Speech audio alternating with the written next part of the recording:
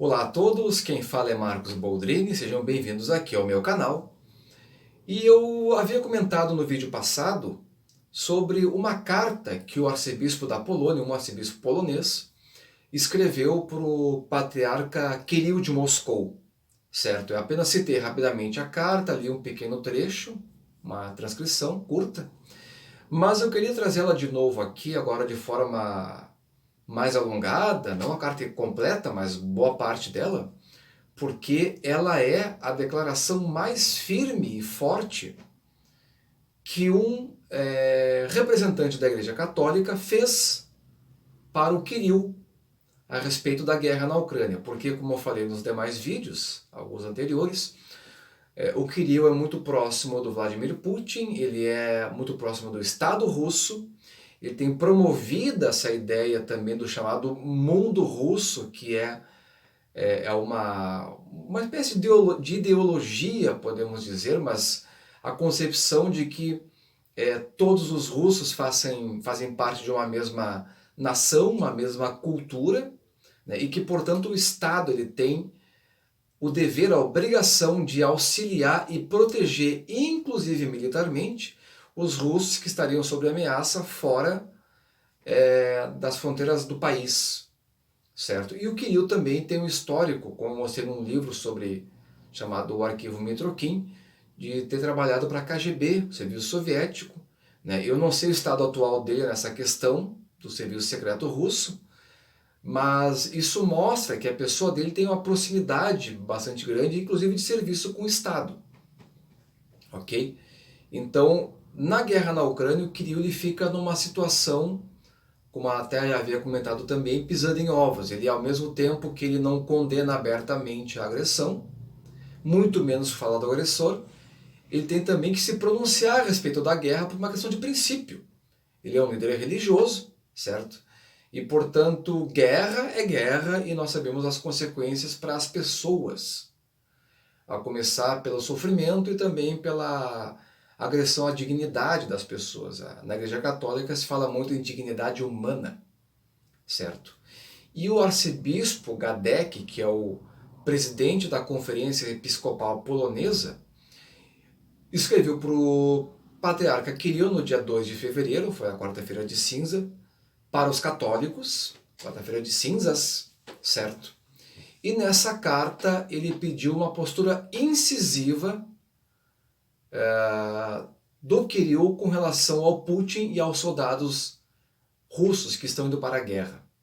É muito interessante a carta, ele não é uma carta dura, né? Porque a carta dura seria como que apontar os erros do patriarca, seria como que condenar as atitudes. Não é isso que ele faz na carta, o arcebispo polonês.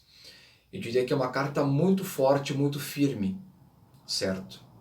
E, bom, eu vou ler aqui uns trechos dela, que eu transcrevi. O nome do arcebispo é Stanislaw Gadek, ou Stanislav Gadek. Ele exorta o Kirill a rezar e pedir pelo fim da guerra e pelo povo da Ucrânia. E depois ele diz aqui o seguinte, abrindo aspas. Entretanto, para que nossa oração não seja considerada uma expressão de hipocrisia, ela deve ser acompanhada de ações.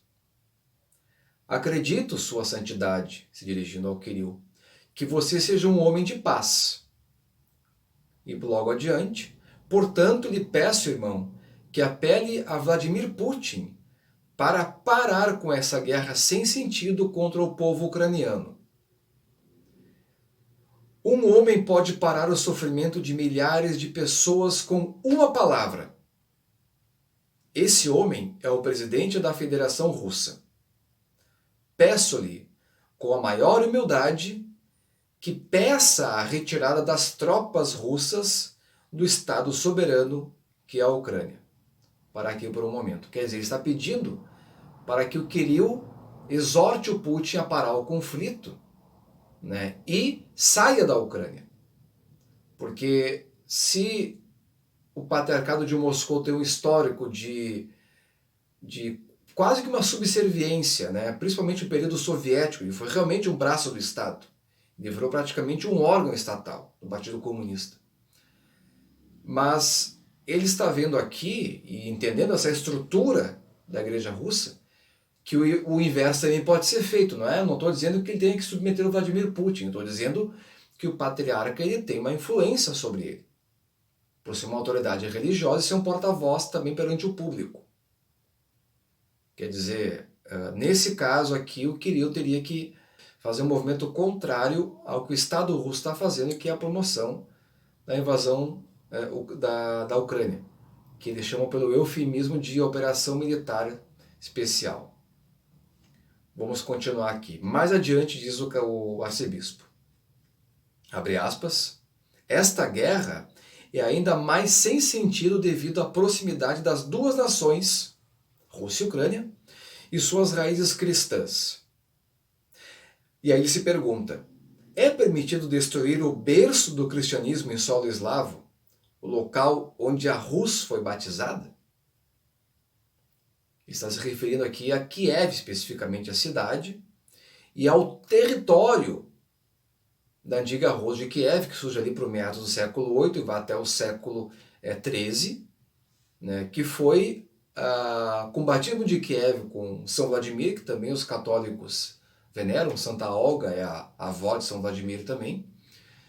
São Vladimir se batizou no rio Dnieper, que corta Kiev, e a massa de pessoas foi atrás dele se batizando junto com o príncipe. Quer dizer, a guerra na Ucrânia é uma guerra em solo, de certa forma, sagrado. Não só para os eslavos, mas como para o mundo também. Quer dizer, é o local para onde se expandiu a fé cristã. Mais adiante diz aqui o arcebispo, peço-lhe, isso aqui é muito interessante, peço-lhe que apele aos soldados russos para que não participem desta guerra injusta. Se recusem a acatar ordens que, como já vimos, leva a muitos crimes de guerra. Se recusar a seguir ordens em tal situação é uma obrigação moral. Virá o tempo de resolver esses crimes, inclusive perante as cortes internacionais. Fecha aspas. Quer dizer, aqui ele está dizendo que a obrigação moral do soldado, que ele deve obediência ao superior do exército, que deve obediência ao chefe das Forças Armadas, que deve obediência ao presidente da República, no caso o Putin. O dever moral do soldado, segundo aqui o arcebispo, está acima de todas essas autoridades, porque o dever moral, neste caso aqui, estaria violando toda e qualquer dignidade humana. Ao começar o segundo mandamento, de amar o próximo como a si mesmo, não matar, certo? Quer dizer, há um conflito aí entre a dimensão moral e a dimensão secular de obediência a ordens. Né? E o Kirill, de acordo com o arcebispo polonês Gadek, deveria exortar os soldados a isto, a não acatarem essas ordens. Que é o quê? Ir para a Ucrânia, invadir o país e promover uma guerra. O que ele está falando não é pouca coisa, não. Na prática, isso seria pelo menos um motim dos soldados. Nós não vamos para a guerra. Não que pegassem armas contra as autoridades, não. Simplesmente iam cruzar os braços. Isso é um motim, na verdade. É o efeito prático dessa exortação. Muito, muito forte isso daqui. Abre aspas novamente. Acredito que muitos russos mandados para a guerra são homens nobres. Mais adiante, portanto, lhe peço que apele a eles para irem para casa o quanto antes, sem manchar suas mãos com sangue inocente. Então aqui de novo a exortação do mesmo sentido. Mas para os soldados, quer dizer, que o Kirill se pronuncie sobre isso e que transmita isso para os seus subordinados, os bispos e sacerdotes da Igreja Ortodoxa Russa. Porque a palavra do líder religioso, como também na Igreja Católica, chega aos fiéis pela voz dos sacerdotes. Então, quer dizer, o sacerdote tem que exortar os soldados, dizer, não, voltem para casa o quanto antes. É isso que o Kardec está pedindo para o Kirill fazer. Abre aspas. Na Polônia, respondendo ao apelo do Papa Francisco, declaramos hoje um dia de oração e jejum para o estabelecimento de uma paz justa na Ucrânia. Peço-lhe, irmão, que chame todos os irmãos e irmãs ortodoxos na Rússia a se engajarem em trabalho espiritual semelhante. Fecha aspas. Quer dizer, o Gadek está exortando o Kirill para que se unam em espírito com os católicos, não só da Rússia, mas de todo o mundo, na mesma ação de oração e contrição espiritual, que é o jejum, para que isso se reverta em graças para o povo ucraniano e principalmente para que acabe a guerra de uma vez. Quer dizer, o arcebispo Gadek está pedindo para o Kirill que ele pressione o Vladimir Putin, pressione as Forças Armadas e, em particular, os soldados. Exorte, na verdade, mas só que é uma exortação que, no estado atual, é uma pressão direta sobre as pessoas e sobre as autoridades, tanto os militares quanto o próprio Kremlin, né? Ou seja, pensando aqui no estado do Kirill, na posição dele ao longo dos últimos anos, exigiria-se um esforço simplesmente enorme por parte dele, né? Não sei no que isso vai resultar, mas olha, uma posição muito corajosa e sincera e verdadeira do bispo polonês. Inclusive, um arcebispo, a Conferência de Bispos da Irlanda, o chefe também, o presidente da, agora não lembro o nome do organismo, Conferência dos Bispos da União Europeia, uma coisa assim, e também o bispo cardeal alemão Marx, também escreveram para o Kirill para que ele também trabalhasse para que se parasse de uma vez a guerra na Ucrânia. Quer dizer, está havendo uma cobrança por parte dos católicos, das lideranças católicas, não do Papa, pelo menos não até o momento, para que o Kirill tome uma atitude assertiva contra o conflito. Não fique nessa aparente neutralidade. E na Igreja Ortodoxa Ucraniana do Patriarcado de Moscou, ou seja, a jurisdição canônica do Patriarcado de Moscou na Ucrânia, está havendo uma série de dissensões, questionamentos sobre a autoridade do Kirill em relação à guerra, e várias paróquias pararam de celebrar o nome dele na liturgia ortodoxa.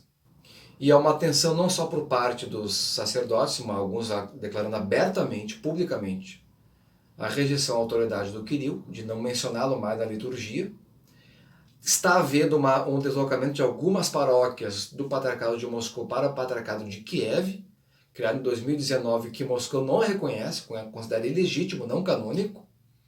Quer dizer, as consequências da guerra vão trazer possivelmente cisões no mundo cristão ortodoxo e vai forçar uma reorganização, diria assim, de posições políticas e religiosas. Não sei se a forma de falar aqui está correta, mas desde que houve a criação do Patriarcado de Kiev, houve um cisma no mundo ortodoxo e até agora nem todos os líderes têm se pronunciado sobre a validade ou não dessa nova igreja ucraniana.